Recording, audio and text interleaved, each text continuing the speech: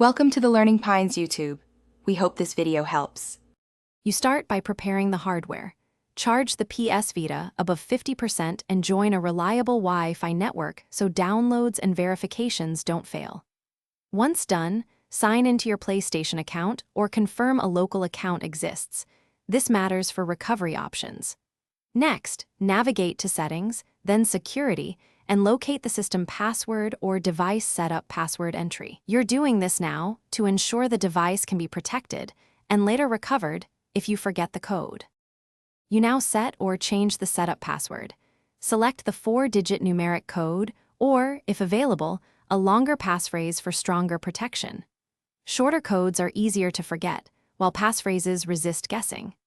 After choosing, enable related protections like parental controls or two-step verification linked to your PSN account to add a recovery layer. Make sure to save settings and record recovery details in a password manager or secure note. This is why you avoid trivial codes, and you finish by testing the new setup password. Lock the PS Vita screen and unlock it to confirm the code works and settings persist after sleep or reboot. If something goes wrong, make sure you can access PSN account recovery from another device. If that fails, be prepared for a factory reset which erases data, so backup first. One quick troubleshooting tip: if you're locked out, try signing into PSN on a computer to reset security settings before performing any reset that would delete your content.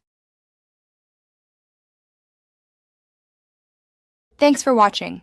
Consider subscribing if we helped you.